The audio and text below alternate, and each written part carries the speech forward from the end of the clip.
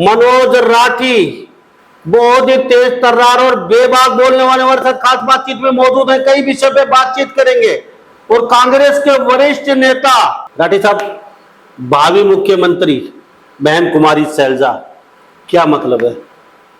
मुख्यमंत्री एक होगा हरियाणा में, फिर मैंने दो कद बताए। मुख्यमंत्री भूपेंद्र सिंह हुड्डा और अब सैलजा भावी मुख्यमंत्री। मैंने तो दो नहीं बताए ना, मन तो एक ही नाम लिखे है जी, और एक ही मुख्यमंत्री होगा। मैं भी एक्सेप्ट करूं, लेकिन अब की बार प्रदेश में महिला मुख्यमंत्री होगी।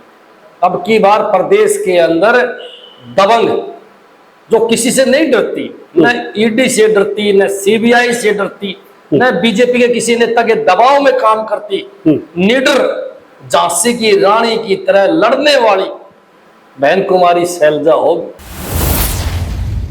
आज बहन सैलजा की क्यों जरूरत है? आज युवा परेशान, किसान परेशान, व्यापारी परेशान, भट्ठा बिठा दिया इस बीजेपी सरकार ने। करप्शन रिकॉर्ड तोड़ है इस बीजेपी सरकार में।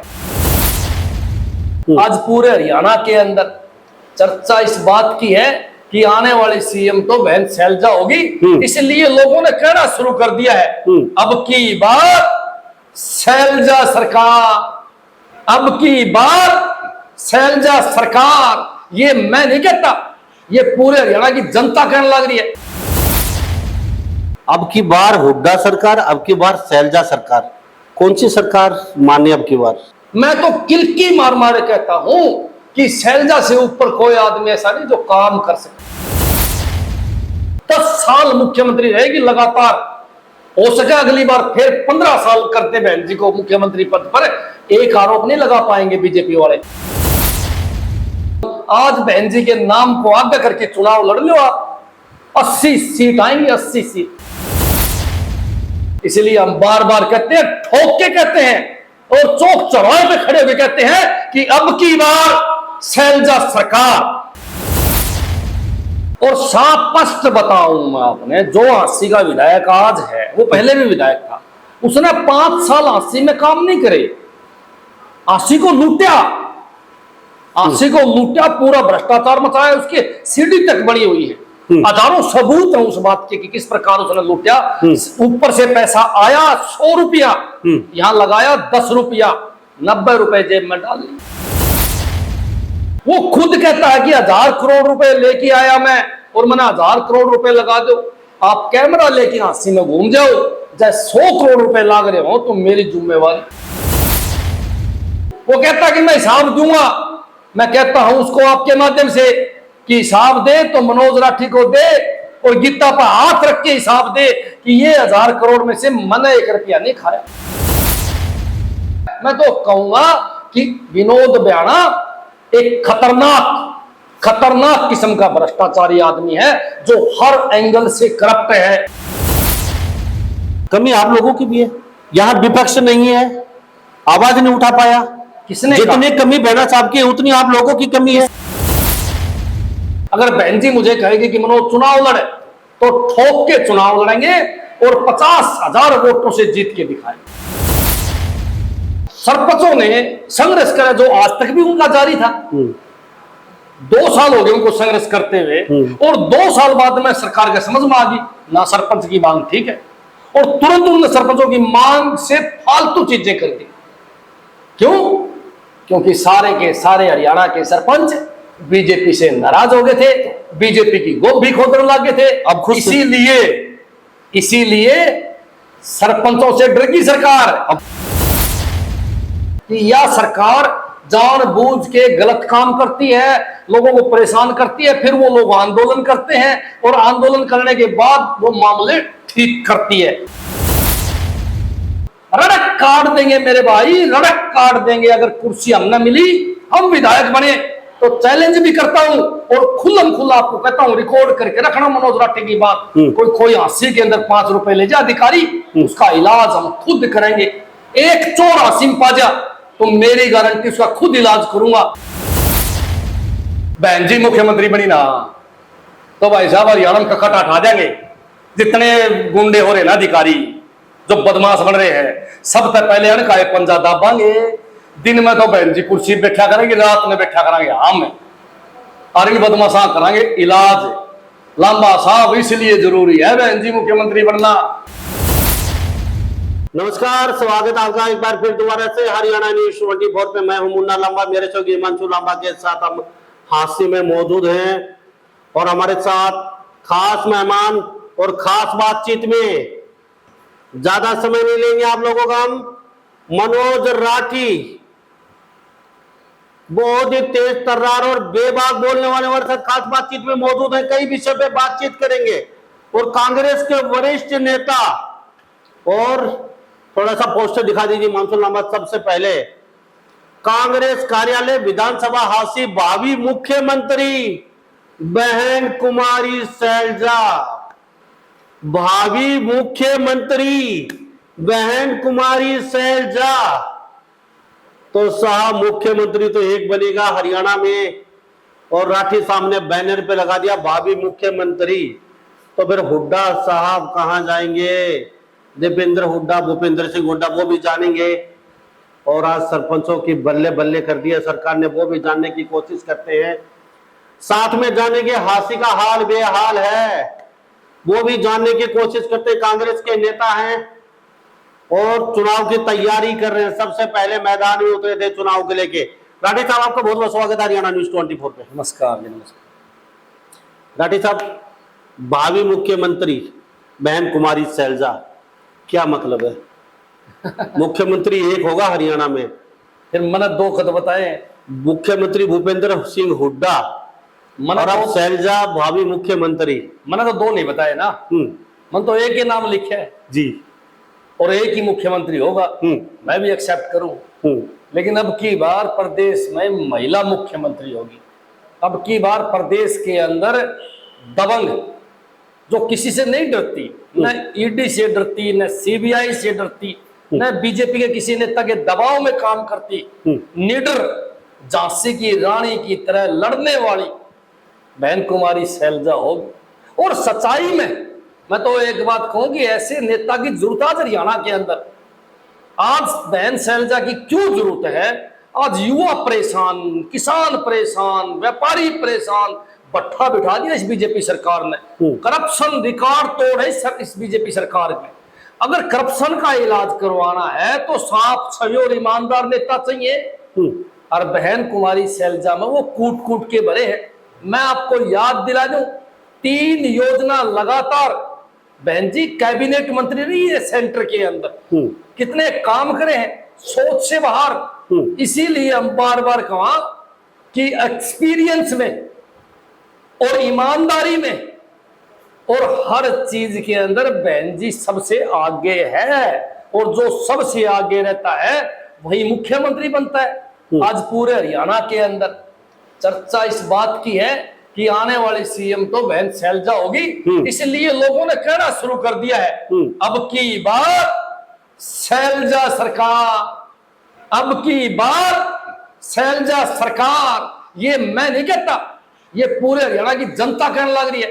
हिसार का बच्चा बच्चा कहने लग रहा है कि एक बार फिर हिसार के अंदर मुख्यमंत्री वाली कुर्सी सजने वाली है। हिसार वासियों का भला होने वाला है। जो हिसार पिछले 10 साल में बीजेपी ने के कारनामों के कारण पिछड़ गया था, वो हिसार हरियाणा का नंबर 1 शहर बनने वाला है। सारी दुनिया को इस बात का पता है। हमारे साथ मनोज राठी खास बातचीत में मौजूद। अब की बार सैलजा सरकार। साहब, ये समझ में नहीं आ रहा, आपका तालमेल बन नहीं रहा है या कांग्रेस के कार्यकर्ता नेता बनाना नहीं चाहते? अब की बार हुड्डा सरकार, अब की बार सैलजा सरकार, कौन सी सरकार माने अब की बार? बार बार तो बताया ना मैंने, सैलजा सरकार। ये जनता की आवाज है मेरे भाई। तो सैलजा क्यों क्यों क्यों? बार बार कारण बताया। और हुड्डा क्यों नहीं? मैं तो एक बात जानू कि देखो भाई, हमने तो पूरे, हम जनता है किसी, हमने तो काम वाले नेता चाहिए जो काम कर सके। मैं तो किलकी मार मार कहता हूं कि सैलजा से ऊपर कोई आदमी ऐसा नहीं जो काम कर सके। आज तो मैं मुबारकबाद देना चाहूं सारे हरियाणा को आपके माध्यम से कि बहन सैलजा को पीठासीन बनाया गया है। जो हमारे स्पीकर हैं बिरला जी, उसने कहा कि मेरी गैर हाजिरी में हमारा पद जो है बहन शैलजा संभाले। कितना बड़ा कद है। क्यों? क्योंकि उनका पूरा एक्सपीरियंस है। राज्यसभा में सांसद बहन जी रही, लोकसभा में सांसद बहन जी रही, लोकसभा में मंत्री बहन जी रही, कैबिनेट मंत्री। कितना एक्सपीरियंस उनके पास। उस एक्सपीरियंस का फायदा पूरे देश को हो, इसलिए उस गद्दी पे बिठाने का सत्ताधारी नेताओं ने भी किया। आज तक किसी सत्ताधारी नेता ने आरोप लगाया है शैलजा के ऊपर? मैं पूछना चाहूं आपसे, और सारी जनता को पता है, कोई भी बात, कोई भी पॉइंट, कोई भी मुद्दा शैलजा के खिलाफ इस बीजेपी सरकार के पास नहीं है। और यही हम चाहते हैं कि उनके पास उसके खिलाफ बोलने के लिए एक शब्द नहीं है। और 10 साल मुख्यमंत्री रहेगी लगातार। हो सके अगली बार फिर 15 साल करते बहन जी को मुख्यमंत्री पद पर। एक आरोप नहीं लगा पाएंगे बीजेपी वाले। इसीलिए बीजेपी वाले डरे हुए हैं कि कहीं ये शैलजा जी मुख्यमंत्री ना बन जाए। मेरे भाई, बीजेपी को पसीने आए हुए हैं। और मैं लिख के दूंगा आपको, बहन जी को मुख्यमंत्री बनाया तो बहन जी 3 योजना मुख्यमंत्री बनेगी। 3 योजना। और बड़ी बात बताऊं, आज बहन जी के नाम को आगे करके चुनाव लड़ लो आप, 80 सीट आएंगी। 80 सीट। इतना बड़ा नाम है हरियाणा के अंदर, इतने चाहने वाले लोग हैं। इसलिए हम बार बार कहते हैं, ठोक के कहते हैं और चौक चौराहे पे खड़े हुए कहते हैं कि अब की बार शैलजा सरकार। हमारे साथ मनोज राठी खास बातचीत में मौजूद है। कांग्रेस के नेता हैं और टिकट के लिए पूरा प्रयासरत हैं, और ये भी टिकट की दौड़ में है फांसी से। और ये बहुत ही करीबी है शैलजा जी के। और टिकट की मांग सबकी जायज है। टिकट कोई भी मांग सकता है। पार्टी किसको सिर पे ताज रखेगी टिकट का, वो तो आने वाला समय बताएगा। राठी साहब, आपने शैलजा जी को सीएम मान लिया और भ्रष्टाचार नहीं है, चलो मान लेते भ्रष्टाचार नहीं है, कोई भी उसको साबित नहीं कर पाया आज तक। शालीन नेता है, चलो ये भी ठीक आपकी बात। अब कुछ खांसी की बातचीत कर लेते हैं। सरकार दोबारा से कहीं ना कहीं कोई ना कोई नुमाइंदा यहाँ से उतरेगा। 20 साल पिछले, चाहे वो कुलदीप बिश्नोई का राज हो, चाहे कांग्रेस का राज हो, चाहे आप बीजेपी का हो, आज भी शहर में पूरे में एक बूंद पानी की पूरा शहर जलमग्न हो जाता है। बस अड्डा 10 फुट नीचे जा चुका। बस अड्डे का पूरे हादसे में जाम रहता है। सीवर की व्यवस्था 50 साल पहले थी, वो की वो पड़ी है। कहीं पानी गंदे निकासी की कोई रास्ता नहीं है। बिजली का हाल बेहाल है। पानी टैंकरों से गांव से लाया जाता है। तो राठी साहब, ये पहले के विधायक और अब के विधायक बनते हैं, मौज मस्ती करते हैं, फिर चले जाते हैं, व्यवस्था किसी से नहीं सुधरी। ये क्या चल रहा है? क्या ऐसे है, पिछले 20 साल में जो विधायक बने वो करप्ट रहे या उनकी सरकार नहीं रही। और साफ स्पष्ट बताऊं मैं आपने, जो हांसी का विधायक आज है वो पहले भी विधायक था। उसने 5 साल हांसी में काम नहीं करे। हांसी को लूटा, हांसी को लूटा, पूरा भ्रष्टाचार मचाया। उसकी सीढ़ी तक बनी हुई है। हजारों सबूत है उस बात के कि किस प्रकार उसने लूटा।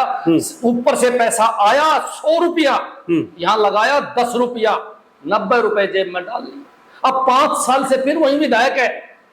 और 5 साल से उसने हांसी को इतना लूट लिया कि हांसी को कंगाल कर दिया। वो खुद कहता है कि 1000 करोड़ रुपए लेके आया मैं, और मैंने 1000 करोड़ रुपए लगा दो। आप कैमरा लेके हांसी में घूम जाओ, चाहे 100 करोड़ रुपए लाग रहे हो तो मेरी जिम्मेवारी। वो कहता कि मैं हिसाब दूंगा। मैं कहता हूं उसको आपके माध्यम से कि हिसाब दे तो मनोज राठी को दे, और गीता पर हाथ रख के हिसाब दे कि ये 1000 करोड़ में से मैंने 1 रुपया नहीं खाया। पता तो इसी बात से चलेगा। 1 करोड़ की सड़क पे केवल 30 लाख रुपए, केवल 20 लाख रुपए, 70 लाख रुपए, 80 लाख रुपए उसकी जेब में। आज बस स्टैंड का कितना बुरा हाल है। किसी भी सड़क पे चले जाओ जो कल बनी हो, लेवल है ही नहीं उसका। जगह जगह पानी भरा पड़ा है। कॉलोनियों में सीवर बदबूबान लग रहे हैं, पानी गोटक गोटक खड़ा है। एक छोटी सी बारिश में हांसी का इतना बुरा हाल है कि कोई देखने वाला ये नहीं कह सकता कि यहाँ 100 रुपए लगे हो। मैं तो बार बार पानी भी बाहर से आता है। बार बार कहूं कि पानी की व्यवस्था नहीं है। दो दो टैंक बना रखे हैं, यहाँ टैंक उसकी सफाई नहीं हो रही। एक बात मैं बार बार कहूं, संसाधन पूरे हैं पर व्यवस्था सही नहीं है, पैसा सही जगह नहीं लगाया गया है।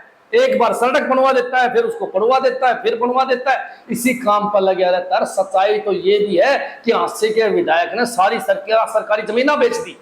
जब सरकारी जमीना नहीं पाई तो शमशान घाट पे कब्जा करवा दिया और शमशान घाट पे प्लाट काट दिया। और जब वो फंसा, अधिकारी जेल में गए तो हाथ खड़े कर दिए कि मेरा हिस्सा नहीं है। आज ऐसी कोई कॉलोनी नहीं है हांसी के अंदर जो कच्ची और पक्की हो जिसमें विधायक का हिस्सा न हो। ये तो प्रॉपर्टी डीलर से भी गया गुजरा है। मैं तो कहूंगा कि विनोद ब्याणा एक खतरनाक किस्म का भ्रष्टाचारी आदमी है, जो हर एंगल से करप्ट है, ऐसे लोग प्रदेश का, देश का, अपने शहर का कभी भला नहीं कर सकते। सच्चाई ये है कि उसने ऐसी बीमारी शहर में हांसी में पैदा कर दी जिसे बदमाश बेखौफ है। यहां बदमाशों को कोई डर नहीं है, चोरों को कोई डर नहीं है। सरेआम चोरियां होती हैं, कोई पकड़ पाता ही नहीं, कोई चोर पकड़ा जाता ही नहीं। जबकि सारी दुनिया को पता है कि चोर को 5 मिनट में पुलिस पकड़ लेगी। क्या कभी एसपी के घर पे चोरी होती है? क्या विधायक के घर चोरी हुई? क्या बड़े बड़े अधिकारियों के घर चोरी हुई? क्या बड़े नेताओं के घर चोरी हुई? अगर गलती से हुई तो एक दिन के अंदर पूरी बरामद करी। उसने लिख दिया 2 लाख चोरी हुए, और चोरी हुए 1 लाख तो उसको 2 ही मिले। मैं बार बार पूछना चाहूं, एक आम आदमी की घर चोरी हो जाती है, गरीब आदमी की घर चोरी हो जाती है, उसके कोई पूछने नहीं जाता, कोई नेता उसके घर नहीं जाता, कोई पुलिस अधिकारी उसकी डांट सुनता नहीं, क्योंकि चोरी में अधिकारियों का हिस्सा होता है। और अधिकारी खुलेआम इनको रिश्वत देने का काम करते हैं, खुलेआम इनको कमीशन देने का काम करता है। हांसी का विधायक थानों से मंथली लेता है, हांसी का विधायक तहसीलदार से मंथली लेता है, एसडीएम से मंथली लेता है। मैं बार बार कहूंगा, हर जगह से मंथली लेने का काम ये आदमी करता है। बिजली महकमे से लेके हर चीज में इसका कमीशन सेट है। तो बताओ हांसी का भला कैसे होगा मेरे भाई? पूरा का पूरा शहर, पूरा का पूरे व्यवस्था इसने डबो के रख दी। हांसी का विधायक तो ऐसा विधायक है जो फोन मार के कहता है थानेदार को कि 1 पेटी दारू की पहुंचा दे। कौन मानेगा भाई उसकी? कौन मानेगा उसकी? सारे हल्के को पता है उसके बारे में कि किस प्रकार का आदमी है। चुनाव में उतरेगा ना, 10,000 वोटों का आंकड़ा पार नहीं करेगा। मैं यही बैठे हूं, बुरा हाल करेंगे, जूते मारे, गांव में नहीं घुसने दिया अभी भी। लेकिन फिर भी आप कहते हैं दूसरी बार विधायक बना है, इतना खराब है, तो फिर विधायक बन कैसे गया? तो फिर जनता जनार्दन की कमी है फिर तो, या फिर विधायक में कमी होती तो जनता जिताती नहीं। तो राठी साहब, ये भी एक बहुत बड़ी राज की बात है।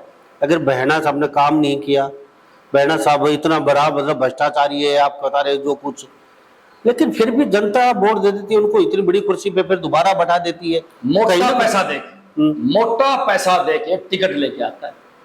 ठीक है, आज सरकार आने लग रही है कांग्रेस की, तो इधर टकटकी बांधे देखे, लेकिन यहाँ आग बैठे मारे जैसे पार पड़े कोनी। इससे पहले कांग्रेस में था, तब बीजेपी आती दिखी इसने, तो बीजेपी में कूद गया और टिकट 20 करोड़ में खरीद के लेके आया बैरिकाड, 20 करोड़ में। एक बात बताओ, प्रदेश को लूटता है, माल लूटता है, बांट देता है, टिकट ले आता है। जब एक लहर वाली पार्टी की, आने वाली सरकार की पार्टी की कोई टिकट ले आयो, गंदा आदमी भी होता है तो भी जनता कहती है कम से कम इसको डाल दो, ये सरकार आने वाली है ताकि हमारे कुछ काम हो जाए। इस लालच में, इसलिए शहर का भला चाहने वाले, हल्के का भला चाहने वाले लोग इनको वोट दे देते हैं सारी बातों को भुला के। लेकिन ये लोग उसका नाजायज फायदा उठाते हैं, अपने लूटपाट मचाते हैं और बुंडे बुंडे काम करने का काम करते हैं। राठी साहब, सबसे बड़ी विडंबना एक और है, हम अभी पीछे चुनाव थे, 9 बड़े बड़े गांव में गए हैं, वहां हमने सर्वे किया, वहां उन गांव में ही पीने का पानी नहीं है। वो कहते हैं महीने में 1 दिन भी नहर नहीं आती, बड़ी मुश्किल से रो पीट के 1 दिन या 2 दिन आगे तो आगे डिग्गी भी नहीं भरती, पानी के पीने के लाले पड़े, सिंचाई कहाँ से करेंगे? ये नहरी पानी की भी बहना साहब ले गए क्या? ये भी नहीं जा रहा गाँव के अंदर, वो तैयार बैठे हैं, नाराज है लोग, कम से कम पानी तो। यही तो मैं बताना चाहता हूं, एक तो वो नेता हैं जिनके एक महीने में 25 दिन नहर चलती है। एक हमारे वाला नेता है जो एक महीने में 5 दिन भी नहर नहीं चला पाता, तो पानी पीने की दिक्कत होगी कि नहीं होगी? तो पानी के लिए लड़ाई लड़ी नहीं। कमजोर है ना, बोल नहीं सकता बड़े नेताओं के सामने। और जो दबंग हैं, जो चोरी नहीं करते, वो पानी अपना ले जाते हैं आसानी से। ये तो बोलता ही नहीं, तो डरता है मुख्यमंत्री के सामने बोलते हुए, क्योंकि मुख्यमंत्री को पता हुआ है कि कितने बड़ा चोर है, माल कितना खतरनाक रहा है। इसीलिए वहां रखने का पता ये बात है कि पानी दो। आप विधायक हो कि मजाल है आपके हिस्से का पानी कोई दूसरा ले ले, लेकिन अस्सी के हिस्से का पानी 800 हमेशा ही लोगों ने लिया। अभी 80 का हम रेट के हिसाब से बात करें, 800 क्यूसेक पानी नहरों में आना चाहिए, मिल रहा है 400 क्यूसेक। 400 भी नहीं, वो पीछे रह जाता है। 400 भी नहीं है। ये अपने हिसाब से बता रहे हैं, वो भी पीछे रह जाता है, यहाँ तक पानी नहीं पूछता। लोग बता रहे हैं एक महीने पानी नहीं आता, एक महीने तक एक दूसरे दूसरा से पानी लेके आना पड़ रहा है। एक बात बताऊंगा, हाँ, यहाँ पिछले 15 साल से एक बस सर राठी जी, कमी आप लोगों की भी है। यहाँ विपक्ष नहीं है, आवाज नहीं उठा पाया। किसने जितनी कमी बेड़ा साहब की है, उतनी आप लोगों की कमी है। किसने कहा? विपक्ष ऐसे मजबूत होता तो न्याय पे खड़े होकर आवाज उठाता, जनता को साथ लेता, बात पहुंचती। सुनो मेरी बात। हाँ, हमने उठाया ना, हमने उठाया। जब भी हम बात करने के लिए नेता के सामने जाते हैं, गिरफ्तार कर लिया जाता है। घर जाता हूं, बाहर नहीं निकलते। हमने पूरी जनता को बताया, कट्टर साहब के सामने ये बात बताने के लिए हम गए, तो हमें गिरफ्तार कर लिया, 2 दिन जेल में रखा। मैं तो एक बात और भी बताऊंगा आपको। क्या पानी के लिए गए थे आप? हाँ, पानी नहीं आ रहा, 10 मुद्दे थे। सबसे पहले पेयजल की समस्या के बात 10 मुद्दे थे जिसमें पानी का मामला भी था। मैं इसके ऊपर भी एक बात बताऊंगा। एक एक्शन यहाँ बैठा रखा है विधायक जी ने, पिछले 10-12 साल से यही है। एक एक्शन की बदली नहीं कौन लग रही, उसको बदला नहीं जान लग रहा, तो इसका मतलब क्या है? क्योंकि वो सुबह और शाम विधायक की कोठी पर हाजिरी लगाता है, इसलिए उसकी बदली नहीं होती। इसलिए खुलेआम काम होते हैं, चोरियां करवाई जाती है सरेआम, पैसे लिए जाते हैं सरेआम। किसी की पाइप को उठाने की हिम्मत नहीं है, क्योंकि वो पैसे देते हैं। वो पैसा एक्शन एसडीओ के माध्यम से विधायक के घर पहुंचता है। मेरे भाई लंबा साहब क्या क्या बताएं, बता नहीं सकते।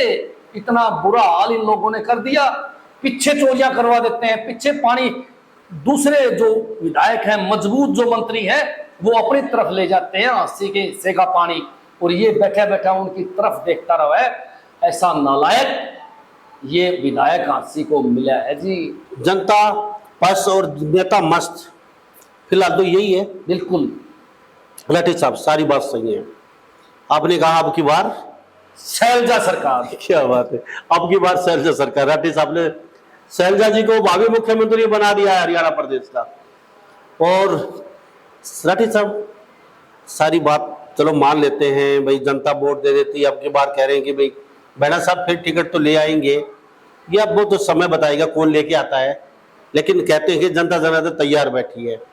लेकिन इन सब के बीच एक बात और निकल के आती है, आप तैयारी कर रहे हैं कांग्रेस से, तो आपका कितना क्या लग रहा है? आप अक्सर आवाज उठाते रहते हो, यहाँ पे लठे खाते हो, जेड़ काटते हो, कई धाराएं लगवाई, FIR लॉज होती हैं आपके ऊपर। देखो, अब आपको अगर टिकट, कितना श्योर माने कि कांग्रेस आप पे, शैलजा जी का आशीर्वाद आप पे रहेगा? अगर क्वालिफिकेशन के हिसाब से टिकट देंगे तो मनोज राठी नंबर 1 पर। ठीक है। मेरा तो सीधा साधा सवाल है भाई, 28 मुकदमे सरकार ने लगाए, कई बार जेल भेजा, 307 का मुकदमा भी सरकार ने लगाया, रोड जाम के, सरकारी ड्यूटी में बाधा पहुंचाने की, जब भी कोई बड़े नेता हंसी आए गिरफ्तार कर लिया गया, खूब प्रताड़ित करा, पुलिस ने सरेआम पिटा भी, सबको पता है। और हर आदमी के हक की आवाज उठाने के लिए मनोज हमेशा तैयार रहा। अगर इस क्वालिफिकेशन में, मेरी मेहनत में या मेरी तपस्या में कोई कमी है तो वो भगवान देखता है और नेताओं को देखना है। अगर तपस्या पूरी है तो सबसे पहला नाम मनोज राठी का ही होगा। और ये तो नेता भी मानते हैं कि जिसने ग्राउंड पे काम कराया है, जिसने संघर्ष कराया है, उसको टिकट मिलनी चाहिए, और हम भी यही प्रार्थना करते हैं। फिर भी मैं एक बात कहूंगा आपको कि मनोज राठी टिकट के लालच में कांग्रेस में नहीं आया है। मनोज राठी इस बीजेपी सरकार को भगाने के लिए कांग्रेस में आया है। और बहन जी को मुख्यमंत्री बनाने के लिए कांग्रेस में आया है। मेरे दो ही मकसद हैं। अगर बहन जी मुझे कहेगी कि मनोज चुनाव लड़े, तो ठोक के चुनाव लड़ेंगे और 50,000 वोटों से जीत के दिखाएंगे। पूरी हादसे के अंदर टिकट मिलते ही अगर तेल का माच जाए तो मान जी, ना माचे तो टिकट छोड़ देंगे। राठी साहब, चलो अब की बार शैलजा सरकार आप कहते हैं, चलो अच्छी बात है। बीजेपी सरकार बैकफुट पे शायद ही दिखाई दे रही है। अभी आज सरपंचों का जो 2 तारीख तक सारे हरियाणा के सरपंच, और बड़ा तोहफा दिया है सरपंचों को आज। तो क्या लगता है बीजेपी सरकार कहीं अपने मूड में है और चुनावी मूड में आ चुकी है, क्या लगता है? ऐसे है, हाँ। बीजेपी सरकार को पता चल गया, सुपड़ा साफ हो गया। आप एक डिसीजन लेते हो किसान आंदोलन का, आप कृषि कानून का डिसीजन लेते हो, किसान आंदोलन करते हैं, 1.5 साल के बाद में आप बैकफुट पे आ जाते हो। इसका मतलब क्या था कि कानून गलत था, आपने गलत काम कराया। इसी प्रकार हरियाणा सरकार ने डिसीजन लिया कि सरपंचों की पावर इतनी कर दी, सरपंच के बगैर भी ठेकेदार पेमेंट ले जाएगा, सारी पावर खत्म कर दी। और सरपंचों ने संघर्ष करा जो आज तक भी उनका जारी था। 2 साल हो गए उनको संघर्ष करते हुए, और 2 साल बाद में सरकार के समझ में आ गई ना सरपंच की मांग ठीक है, और तुरंत उन्होंने सरपंचों की मांग से फालतू चीजें कर दी। क्यों? क्योंकि सारे के सारे हरियाणा के सरपंच बीजेपी से नाराज हो गए थे, बीजेपी की गोद भी खोदने लगे थे। अब खुद इसीलिए सरपंचों से डर गई सरकार। अब इसका मतलब एक बात साबित होती है कि यह सरकार जानबूझ के गलत काम करती है, लोगों को परेशान करती है, फिर वो लोग आंदोलन करते हैं और आंदोलन करने के बाद वो मामले ठीक करती है। इसका मतलब सरकार की कोई सोच नहीं है। इसका मतलब कैबिनेट, मुख्यमंत्री अनपढ़ टाइप का टोल है। इसका मतलब मूर्ख लोग कुर्सियों पर बैठे हैं। राठी साहब, शैलजा जी का आशीर्वाद अगर मिला तो आप विधायक बन जाते हैं, तो कहना और करने में काफी अंतर होता है। जब ये कुर्सी होती है ना, ये कांटों भरा ताज है, इस पे दूर से अच्छी लगती है, जब इस पे आप बैठ जाते हैं ना, बहुत मुश्किलों का सामना करना पड़ता है। ऊपर का प्रेशर, जनता का प्रेशर, प्रशासन का प्रेशर, चारों तरफ से विधायक के ऊपर प्रेशर रहता है। ये कांटों की कुर्सी नहीं है, ये बड़ी पावरफुल कुर्सी है। इसको ऊपर शाना आदमी बैठ जा, बावड़ा बैठ जा तो के कैसे कहा, शाना आदमी बैठ जा तो ताम झाम ऐसा जचा दे कि थाने में जाए तो 5 रुपए थानेदार नहीं मांगेगा, तहसील में जाओ तो तहसीलदार 5 रुपए नहीं लेगा, पटवारी के पास जाओ 2 रुपए नहीं लेगा पटवारी, नगर निगम में जाओ एमडीसी के नाम पर पैसे नहीं मांगेंगे। क्यों? क्योंकि वो डरेंगे कि कहीं वो विधायक लठ लेगी ना आ जा, रड़क काट देंगे मेरे भाई, रड़क काट देंगे। अगर कुर्सी हमने मिली, हम विधायक बने, तो चैलेंज भी करता हूं और खुल्लम खुल्ला आपको कहता हूं, रिकॉर्ड करके रखना मनोज राठी की बात। कोई हांसी के अंदर 5 रुपए ले जा अधिकारी, उसका इलाज हम खुद करेंगे। एक चोर हासिम पाजा तो मेरी गारंटी उसका खुद इलाज करूंगा, एक बदमाश हासिम पाजा खुद इलाज करूंगा उसका। कोई कब्जा करने वाला, किसी व्यापारी को धमकी देने वाला एक आदमी दिखा दियो, मान जाएंगे जी, इलाज करेंगे, नॉलेज भी है और एमएलए की कुर्सी की पावर का भी पता है। लेकिन अगर वो विधायक बन गया जो थानेदार को कहेगा 1 पेटी बियर की भेज दे, तो क्या चोरी रुकेगी? बिल्कुल। क्या बदमाशी रुकेगी? क्या तहसीलदार पैसे लेने से मना कर देगा? क्या थानेदार पैसे नहीं लेगा? ये सब कुछ लेंगे क्योंकि उस विधायक का उसमें हिस्सा होता है। मैं तो कहना चाहूंगा कि विधायक को कमाने के बहुत रास्ते हैं। आप ईमानदारी से भी लाखों करोड़ों कमा सकते हो, आप बिजनेस करके लाखों करोड़ों कमा सकते हो, तो आपको कमीशन लेने की क्या जरूरत है? क्या जरूरत है? इसीलिए दमदार विधायक बना, मनोज राठी बना, तो ये सारे काम करके दिखाएगा। ये मनोज राठी का वायदा है। तो शैलजा का भावी मुख्यमंत्री है और शैलजा का आपको आशीर्वाद प्राप्त हो चुका है, तो सीधा सीधा शैलजा अगर चाहे ऐसे तो है, एक सीधी सीधी बात देसी हरियाणवी, बहन जी मुख्यमंत्री बनी ना तो भाई साहब हरियाणा में कखट हटा देंगे। जितने गुंडे हो रहे ना अधिकारी जो बदमाश बन रहे हैं, सबसे पहले अनकाए पंजा दाबांगे। दिन में तो बहन जी कुर्सी बैठा करेंगे, रात में बैठा करेंगे हम और बदमाशा करेंगे इलाज। लंबा साहब इसलिए जरूरी है बहन जी मुख्यमंत्री बनना। गुंडागर्दी कर रखी है अधिकारियों ने, गुंडागर्दी कर रखी भ्रष्ट विधायकों और मंत्रियों ने, यानी सभी का पंजा पे पंजा धरने का काम शैलजा बनते ही करेंगे भाई साहब। राठी साहब, चलते चलते मुझे इतना बताइए, चुनाव प्रचार सबसे पहले शुरुआत हुई थी, कैसा चल रहा है, कैसे देख रही है जनता, क्या चाहती है जनता? अगर टिकट आपको दे देती है कांग्रेस, अगर कांग्रेस टिकट नहीं देती तो भी कांग्रेस में रहेंगे या फिर निर्दलीय भाई चुनाव लड़ेंगे? 100% बताया है मैंने आपको, कांग्रेस टिकट बड़ी महत्वाकांक्षा नहीं है। सबसे बड़ी महत्वाकांक्षा टिकट से भी बड़ी बहन जी मुख्यमंत्री कैसे बने, बहन जी मुख्यमंत्री बने, इस बात की महत्वाकांक्षा हमारी ज्यादा है, क्योंकि हमने पूरा हरियाणा देखना है। अगर टिकट देवे और मैं विधायक बनूं तो लाखों लोगों का भला करूंगा, ये मेरी एक सोच है। क्योंकि भाई सबने मनना है और हमने तो एनडी काम करके मनना भाई साहब। एनडी जो सालों तक याद रखे जनता कि एक छोरा आया था, तूफान था तूफान, जहां गया सौदा सीधा कर दिया। इसीलिए एक सोच के साथ आगे बढ़ेंगे और एक ताकत के साथ आगे बढ़ेंगे। और प्रदेश हमारी कांग्रेस की सरकार बनी, हरियाणा के अंदर बहन कुमारी शैलजा मुख्यमंत्री बनी और आपका भाई विधायक बना, तो मैं आपको बहुत बड़ा बदलाव दिखाने का काम। राठी साहब, आपका बहुत बहुत धन्यवाद। धन्यवाद। हमसे बातचीत की आपने, आपका कीमती समय लिया। तो हमारे साथ ये मनोज राठी खास बातचीत में बने होते, सभी विषय पे बेबाक तरीके से बातचीत के अपना चुनाव प्रचार ये और तेज गति से गांव गांव में जा रहे अपना चुनाव प्रचार कर रहे हैं। और इन्होंने तो बहन शैलजा को भावी मुख्यमंत्री बना दिया है और अब की बार शैलजा सरकार इन्होंने ये भी बता दिया है। तो आने वाला समय बताएगा कौन मुख्यमंत्री रहेगा कौन रहेगा, आने वाला समय बताएगा राठी को टिकट मिलती है नहीं मिलती है।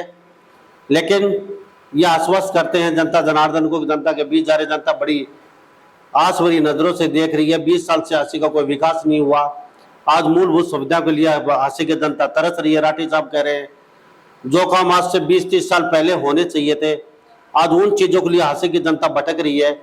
तो कैसा विकास, कैसा विकासशील, कैसा विकसित देश कब बनेगा?